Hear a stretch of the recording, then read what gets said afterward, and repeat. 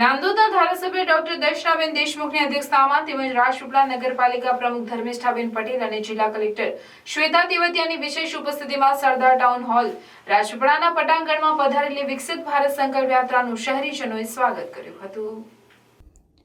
આ પ્રસંગે શહેરીજનોને સંબોધતા ધારાસભ્ય ડોક્ટર દર્શનાબેન દેશમુખે જણાવ્યું કે વડાપ્રધાન નરેન્દ્રભાઈ મોદીના વિકસિત ભારતના સંકલ્પને સાકાર કરવા માટે પ્રત્યેક નગરજનોએ જાગૃત થઈને સરકારની કલ્યાણકારી પોષણ, શિક્ષણ, આરોગ્યલક્ષી યોજનાઓ, પીએમ આવાસ યોજના, પીએમ વિશ્વકર્મા સહિતની યોજનાઓનો લાભ લઈને વિકસિત રાષ્ટ્રના નિર્માણમાં સહભાગિતા જરૂરી છે।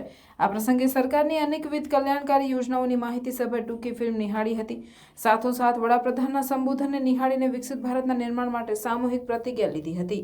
આ તકે રાજપીપળા શહેરના લાભાર્થીઓ મેરી કહાની મેરી જુબાની થીમ હેઠળ યોજનાકીય લાભોથી થયેલા સકારાત્મક બદલાવ અંગેના અનુભવો સભામંડપમાં બેઠેલા શહેરીજનો સમક્ષ રજૂ કર્યા હતા।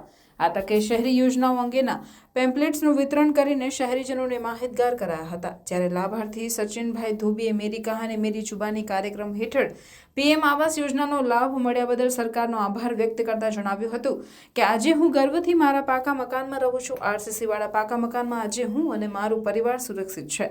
મારું બિલકુલ જૂનું છાપરાવાળું મકાન હતું। બાજુવાળાએ મકાન બનાવ્યું તે વખતે તૂટી ગયો, કરંટ બી લઈ ગયો તો મરલ તોલ થઈને ઊભો થયેલ। ત્યાર પછી પ્રધાનમંત્રી આવાસ યોજનામાં મારું પાસ થયું, મારું મકાન બન્યું। આજની તારીખમાં મારું પાક્કું આરસીસી વાળું મકાન છે અને નરેન્દ્ર મોદી સાહેબની આ યોજનાથી મારા જેવા દુખિયારાઓ ઘણા લોકોને મળ્યું અને એમાંથી એમના પાક્કા મકાન થયા। એ બદલ મેં નરેન્દ્ર મોદી સાહેબનો ખૂબ ખૂબ આભાર માનું છું। આ યોજનાઓના લાભ થકી વિકસિત કરીને એમનો વિકાસ કેવી રીતના આગળ વધે અને કેવી રીતના એ લોકોના જનસુખાકારીના સાધનો વધે એ પ્રમાણેના આયોજન થકી આજે આ યોજનાઓમાં લોકોમાં ખૂબ જ ઉત્સાહ જોવા મળ્યો છે। સર્વે લોકો ઉત્સાહિત થઈને અહીંયા હાજર રહ્યા છે। ઘણા જે લોકોએ આ યોજનાઓના લાભ થકી લાભાર્થી બન્યા છે એમણે પોતાની વાત મૂકી છે। ત્યારે કોઈ પણ વ્યક્તિ આ યોજનાઓનો લાભ લીધા વગર રહી ન જાય એ જોવાની સર્વે ગ્રામજનોની પણ ફરજ છે, સર્વે પ્રતિનિધિઓની પણ